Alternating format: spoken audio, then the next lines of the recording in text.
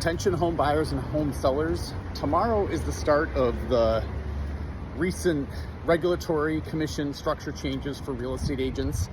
And there's going to be some big changes in the market. If you've been talking to a real estate agent, you're thinking about buying a home, this may be old news to you. You can scroll up as even though the change is taking effect tomorrow, most real estate brokerages have already started taking this into account. But if you're just getting started, you haven't bought a home before, or you're looking to sell your home and you haven't sold one for a while, you haven't been keeping abreast, this is big stuff that you're going to want to be aware of, because there's some major changes that took place. And in order to tell you what the changes are, I want to kind of tell you how it used to be. In the past, realtors were paid typically a cooperative commission. So the seller would basically agree with the listing agent what the purchase or what their sales price was going to be, but also what their commission was going to be based on that sales price.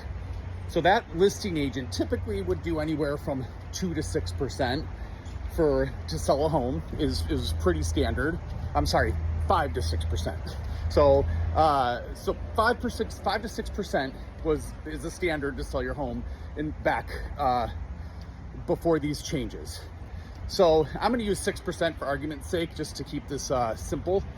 And so if you bought a home for $400,000, if you sold a home for $400,000, and you paid 6%, that's basically $24,000 that the seller pays to the listing agent, and that there's a co-broker agreement, and typically it was 50-50.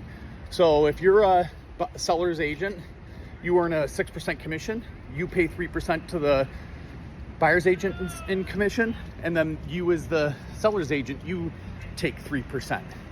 So one of the things that people have said, a big outlash in this, is that these fees have always been negotiable, which is true.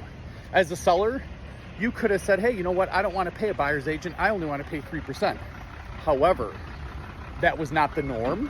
Every seller, for the most part, paid this, but then also it was listed on the MLS. So that's a private network where real estate agents can go and look at listings. So you would have real estate agents who maybe would say, hey, you know what? Why would I show 123 Main Street? It says right here that the buyer or the seller is not willing to pay any commission to me. I'm going to pass that one up. I'm not even going to show it to my buyer.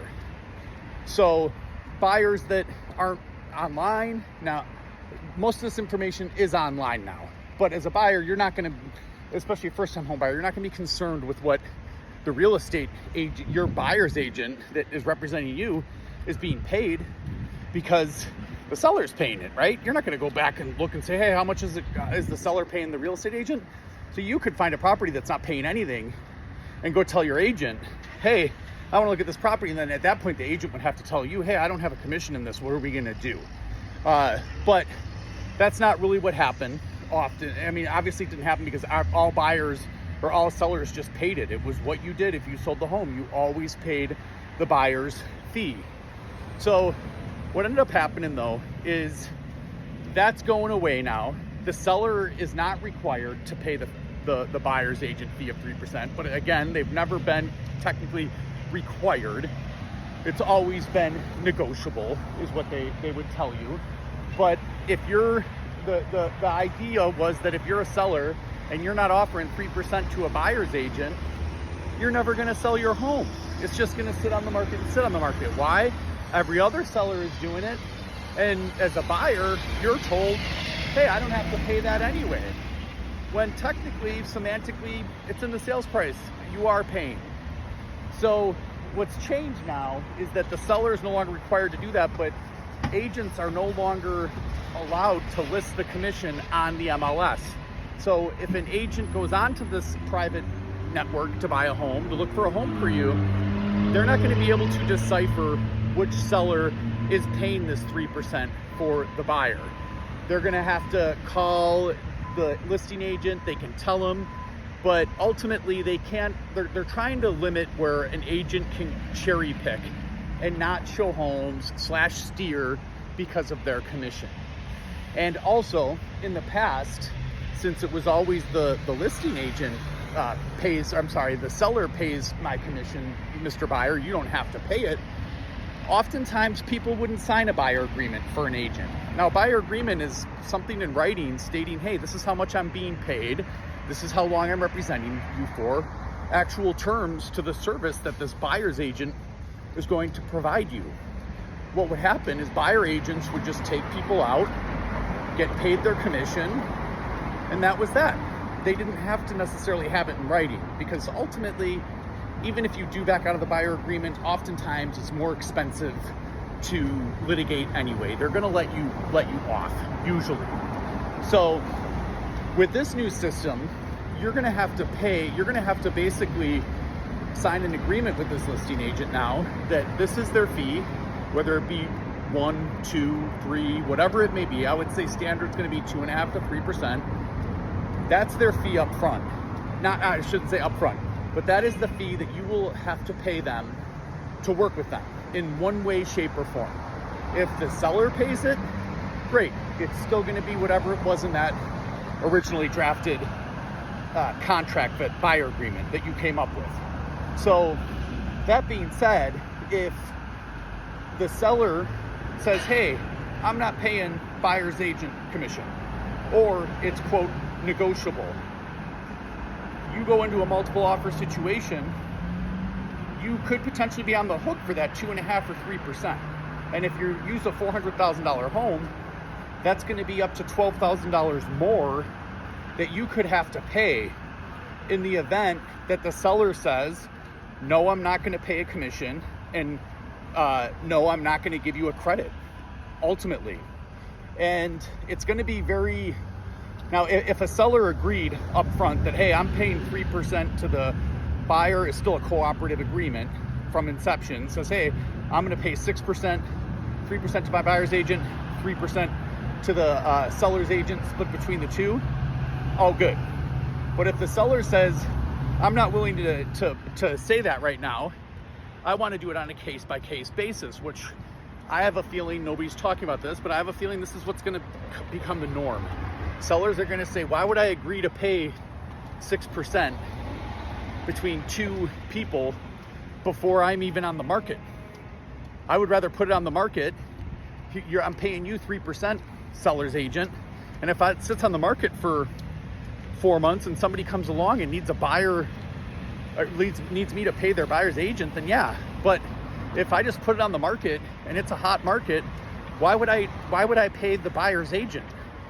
Now, regardless of whether or not I agree with this, this is, I feel, going to be something that comes up time and time again. So ultimately, if you love a property, there's multiple offers on it, and somebody's saying, hey, I'm not going to seller force you to pay or give a credit for my 3% buyer fee, or whatever their buyer agreement fee is per their agreement, somebody says that, guess what? You're going to have to. And if you have to, that means you're bringing, in this case, $12,000 more to the table. 3%, which you agreed to per your buyer agreement. Or you have to walk from the property and find another property, find another buyer, or find another seller that is willing to pay your buyer agent fee. So major, massive changes, as you can see.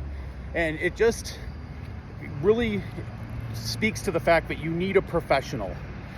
I believe that the right real estate agent, which is very hard to find, but the right real estate agent is worth every penny of 3%. I can refer you to the right real estate agent, but you need to have a real estate agent that is the right real estate agent that brings the value to earn the 2.5%, 3%, which are out there. And you also have to have a great lender that's going to be able to tell you this is what you may need to bring to the table, and not sugarcoat it to you like every mortgage lender tries to do. Every realtor sugarcoats everything. They don't want you to change your mind. Then when you get to get deeper in, oh, everything changed, are you still on board? Right now you feel somewhat obligated. So again, I'm a mortgage lender. I'd be happy to help you with this. But in a nutshell, I always tell my buyers this: nothing is better than you having the money. Nothing. So if you're buying a $400,000 home and you say, okay, minimum down is 3%, in general for a conventional loan. So you're buying a $400,000 home. That means you need 3% for your down payment. That's $12,000. I call this the law of threes, right? Real estate kind of works in threes, right? So closing costs, typically I tell my buyers, hey, let's be conservative, but those are gonna cost you 3%. So now you're at $24,000 to buy this $400,000 home. In the past, hey, you don't gotta worry about the seller's or your buyer's agent. The seller's gonna pay them. In the here and now, not necessarily the case. Case by case, you need to verify this. Have a real estate agent that can verify it for you, and realize that ultimately, if they don't, you could be on the hook for, again, I'm using 3%, assuming you signed a buyer agreement stating that you're gonna pay this real estate agent 3%, law of threes. So if you did that, that's another $12,000 that you need to the table. So that's for a $400,000 home, $36,000. Now, nobody likes to pay $12,000, but in theory, you're not borrowing that, you're not buying that, you're not adding that to the sales price. So one could argue it's some semantics. You are paying it no matter what. There is no free lunch. However, no free lunch that costs you $12,000 in the here and now might not seem like it's so free. So hit me up if you have any questions about this, or you're looking to buy, sell, or refinance a home. Mortgage rates are really low right now. We're doing tons of refinances, but these changes are big, and I think you have to have a really good grip on them before you sign anything with anybody, because they're major changes that could potentially save you thousands, but could also cost you thousands and thousands of dollars. Make it a great day. Talk to you soon.